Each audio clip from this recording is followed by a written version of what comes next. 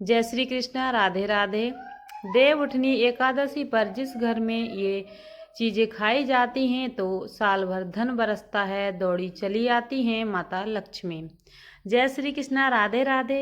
देवउठनी एकादशी पर जिस घर में खाई जाती हैं यह चीज़ें उस घर में कभी नहीं होती है धन की कमी। हिंदू धर्म में देवउठनी एकादशी का बहुत ही महत्व है। कार्तिक माह के शुक्ल पक्ष में आने वाली एकादशी तिथि को हम देवउठनी एकादशी के नाम से जानते हैं। देवउठनी एकादशी को प्रबोधनी एकादशी या देवउठान एकादशी के नाम से भी जाना जाता है। ये कार्तिक मास के शुक्ल पक्ष की एकादशी तिथि को मनाई जाती है। इस दिन भगवान विष्णु 4 माह के बाद योग निद्रा से जागते हैं। उसके साथ ही चतुर्मास का समापन होता है। देवउठनी एकादशी के दिन फिर से शादी, विवाह, मुंडन, संस्कार, सगाई समेत सभी मांगलिक कार्यों की शुरुआत हो जाती है। देवउठनी एकादशी के अगले दिन द्वादशी तिथि में तुलसी विवाह का आयोजन कराया जाता है। भगवान विष्णु के शालिग्राम अवतार से माता तुलसी का विवाह होता है। इस दिन तुलसी विवाह के नाम से भी हम जानते हैं। धार्मिक मान्यताओं के अनुसार तुलसी विवाह के आयोजन से घर में सुख, समृद्धि और खुशहाली आती है। कार्तिक माह में तुलसी के पौधे की पूजा अर्चना करना भी शुभ फलदायी माना गया है। धार्मिक मान्यता है कि सभी एकादशियों में सर्वश्रेष्ठ मानी जाने वाली इस देवउठनी एकादशी का व्रत करने वाले लोगों को स्वर्ग और वैकुंठ की प्राप्ति होती है। भगवान श्री हरि विष्णु की कृपा से उस व्यक्ति को हर तरह के सुख की प्राप्ति होती है। उसके जीवन में कभी भी समस्याएं नहीं आती हैं। देवउठनी एकादशी के दिन कुछ बातों को ध्यान रखना बेहद जरूरी होता है। शास्त्रों में कुछ ऐसे नियमों का वर्णन किया गया है जिन नियमों का पालन हर व्यक्ति को देवउठनी एकादशी के दिन करना चाहिए। अगर आप इन नियमों का पालन नहीं करते हैं तो भगवान श्री हरि विष्णु जी आपसे रुष्ट हो सकते हैं और आपको शुभ परिणाम की जगह अशुभ परिणाम देखने को मिल सकते हैं। आपका जीवन दुर्भाग्य में बदल सकता है। इसके अलावा शास्त्रों में कुछ ऐसी चीज़ों का भी वर्णन किया गया है जिन चीज़ों का भोग आप देवउठनी एकादशी पर भगवान विष्णु को लगाते हैं तो उस प्रसाद को सभी में वितरित करने के साथ ही स्वयं ग्रहण करते हैं तो आपको भगवान विष्णु की असीम कृपा प्राप्त होती है। आपकी सोई हुई किस्मत जाग उठती है। आपके अन्न धन के भंडार भर जाते हैं। आपको जीवन में किसी भी समस्या का सामना नहीं करना पड़ता। इसके अलावा कुछ चीज़ें ऐसी भी हैं जिनका सेवन देवउठनी एकादशी पर बिल्कुल भी नहीं करना चाहिए क्योंकि इन चीज़ों का सेवन करना बहुत अशुभ माना जाता है। इस वीडियो के माध्यम से मैं आप सभी को बताऊंगी कि इस बार साल 2024 में देवउठनी एकादशी कब है, देवउठनी एकादशी की पूजा विधि क्या है और इस दिन का महत्व क्या है। इसके अलावा देवउठनी एकादशी पर किन चीज़ों का सेवन नहीं करना चाहिए और भगवान विष्णु को किस चीज़ का भोग लगाना चाहिए और किन चीज़ों का सेवन देवउठनी एकादशी पर भूलकर भी नहीं करना चाहिए। इस वीडियो को आपको देवउठनी एकादशी के बारे में संपूर्ण जानकारी मिलेगी। इस वीडियो को देखने के बाद आपको कोई और वीडियो देखने की ज़रूरत नहीं पड़ेगी क्योंकि इसमें आपको पूरी जानकारी मिलेगी। लेकिन इससे पहले अगर आप भी चाहते हैं कि जगत के पालनहार भगवान श्री हरि विष्णु का आशीर्वाद आप पर बना रहे तो इस वीडियो को लाइक करें, चैनल को सब्सक्राइब कर लें और कमेंट बॉक्स में सच्चे दिल से जय श्री हरि विष्णु लिखकर अपनी हाजिरी जरूर लगाएं। तो चलिए सबसे पहले जानते हैं कि इस बार साल 2024 में देवउठनी एकादशी कब है। हिंदू पंचांग के अनुसार इस साल 2024 में कार्तिक मास की शुक्ल पक्ष की एकादशी को 12 नवंबर को व्रत रखा जाएगा। आइए अब जानते हैं देवउठनी एकादशी की पूजा विधि के बारे में।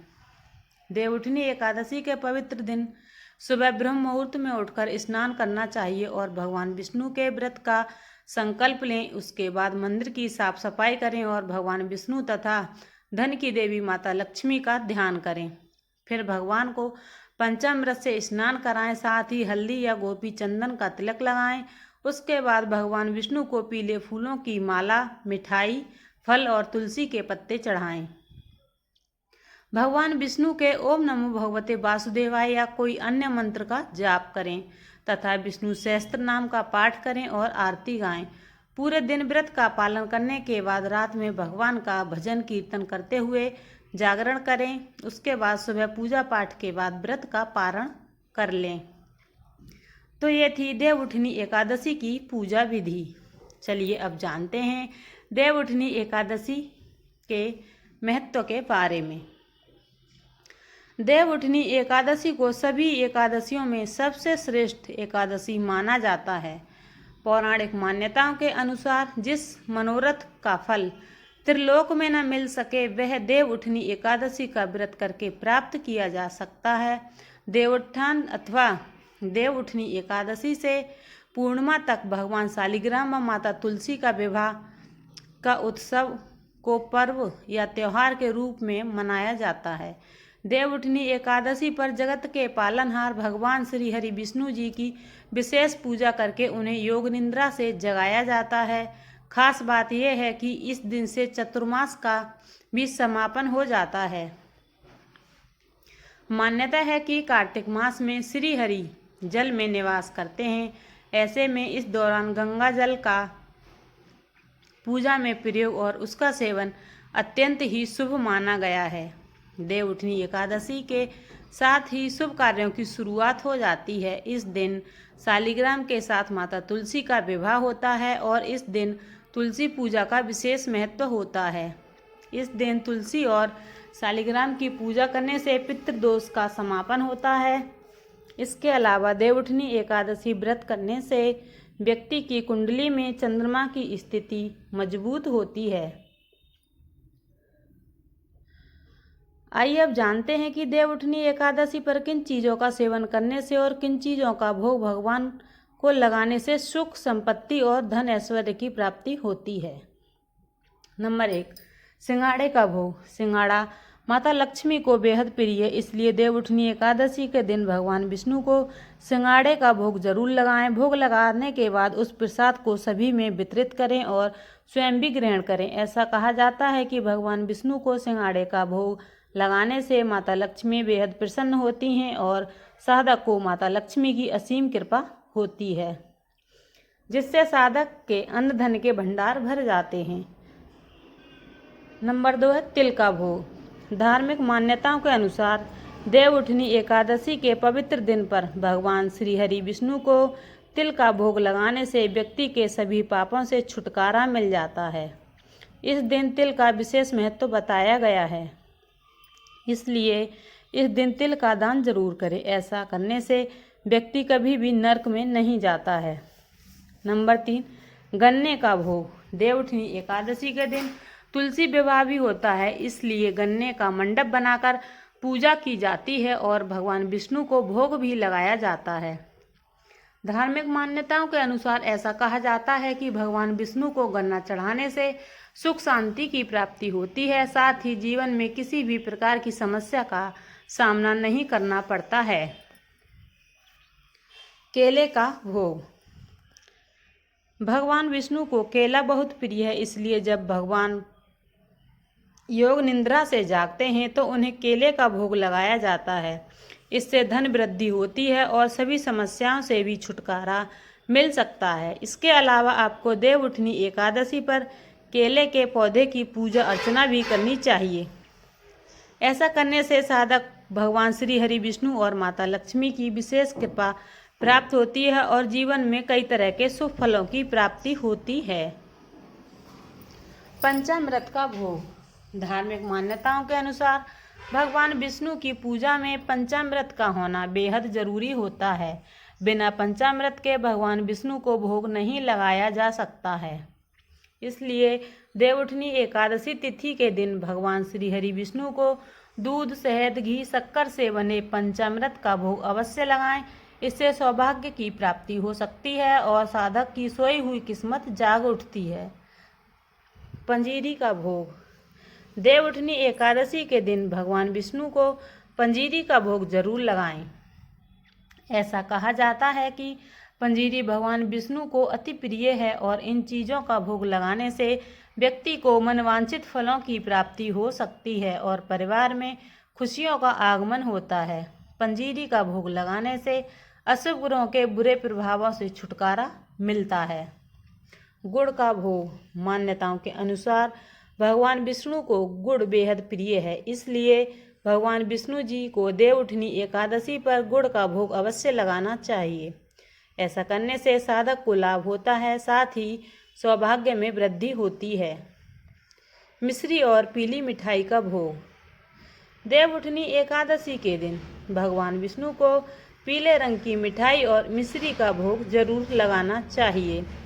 पीला रंग भगवान विष्णु का प्रिय रंग है। माना जाता है कि मिश्री और पीली मिठाइयों के भोग से भगवान विष्णु की अनंत कृपा प्राप्त होती है और जीवन में तरक्की के नए नए मार्ग खुलते हैं।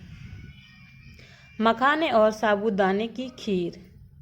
देवउठनी एकादशी के दिन भगवान विष्णु को मखाने या साबूदाने की खीर का भोग लगाना चाहिए। खीर प्रभु श्री हरि विष्णु को बेहद प्रिय है। भगवान को खीर का भोग लगाने से विष्णु भगवान भक्तों पर असीम कृपा करते हैं। दूध का भोग। ऐसा कहा जाता है कि अगर किसी व्यक्ति की कुंडली में चंद्रमा की स्थिति कमजोर है तो उसे देवउठनी एकादशी के दिन भगवान विष्णु को दूध का भोग अवश्य लगाना चाहिए। इससे धन और मन दोनों में विस्तार होगा और व्यक्ति की सभी परेशानियां दूर हो जाएंगी। केसर की मिठाई का भोग। भगवान विष्णु को केसर की मिठाई अत्यधिक प्रिय है। ऐसे में देवउठनी एकादशी के दिन केसर युक्त चीज़ें श्रीहरि को जरूर अर्पित करें। जो साधक ऐसा करते हैं उन्हें सुख, शांति और धन ऐश्वर्य की प्राप्ति होती है। इसके अलावा देवउठनी एकादशी पर भगवान विष्णु को सफ़ेद रंग का भोग लगाएं। इस दिन खीर या सफ़ेद रंग की कोई भी मिठाई का भोग लगाने से श्री हरि विष्णु प्रसन्न होते हैं। भगवान विष्णु के भोग में तुलसी का प्रयोग करें क्योंकि विष्णु भगवान को तुलसी तो अति प्रिय है। भगवान विष्णु को भोग लगाते समय तुलसी का प्रयोग करना बिल्कुल भी न भूलें। धार्मिक शास्त्रों के अनुसार भगवान विष्णु तुलसी के बिना भोग ग्रहण नहीं करते। साथ ही भगवान के भोग में सिर्फ सात्विक चीज़ों का प्रयोग करना चाहिए। भोग में प्याज, लहसुन का प्रयोग वर्जित होता है क्योंकि ये सात्विक आहार में नहीं आता। इसके अलावा भगवान विष्णु को भोग में तीखी चीज़ों के इस्तेमाल से बचना चाहिए और भगवान को भोग लगाने के बाद भोग को कुछ देर पूजा स्थल में ही रखें। भोग लगाने के बाद भगवान को प्रणाम कर थोड़ी देर के लिए वहाँ से हट जाना चाहिए। भगवान के भोग के साथ एक लोटा जल भी रखना चाहिए। इसके अलावा भगवान को भोग लगे हुए भोजन का थोड़ा सा हिस्सा निकालकर गाय को जरूर खिलाना चाहिए। उसके बाद ही उस भोग को प्रसाद के तौर पर बांटना चाहिए। धार्मिक ग्रंथों के अनुसार गाय को माता का दर्जा दिया जाता है और गाय को भोजन खिलाने से पितृदोषों से मुक्ति मिलती है। तो ये थी वे चीज़ें जिनका भोग भगवान विष्णु को लगाने से आपको भगवान विष्णु और माता लक्ष्मी की असीम कृपा प्राप्त होती है।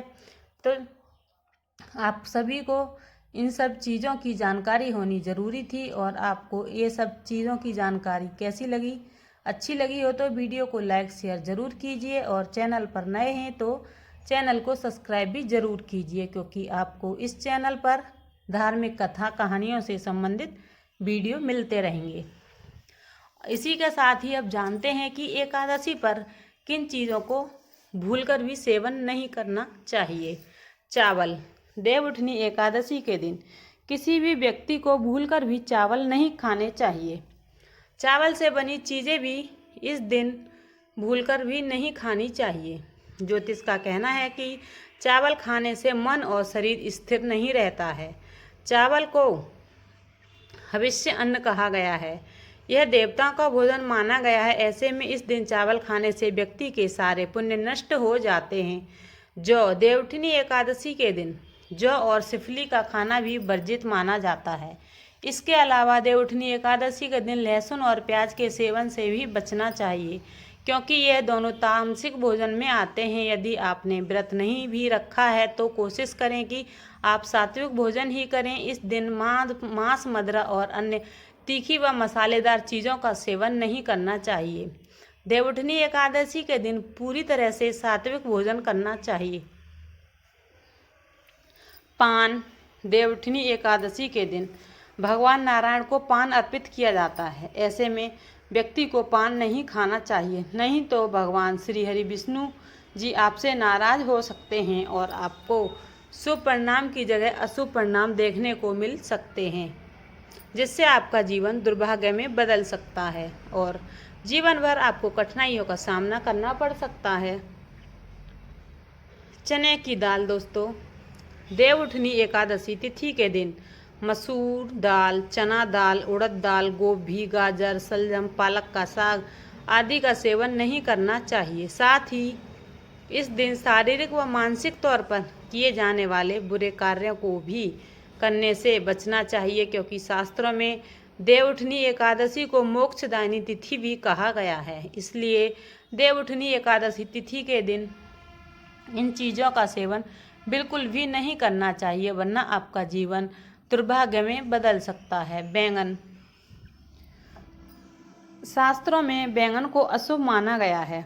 ऐसे में देवउठनी एकादशी पर बैंगन का सेवन नहीं करना चाहिए। ऐसा माना जाता है कि इस में पित्त दोष संबंधित बीमारी होने का खतरा रहता है और बैंगन पित्त दोष बढ़ाता है। इसके अलावा देवउठनी एकादशी पर ब्रह्मचर्य का पालन करना चाहिए और बैंगन काम प्रवृत्ति को बढ़ाता है। इसलिए कार्तिक माह में धार्मिक दृष्टि से बैंगन खाना उचित नहीं है।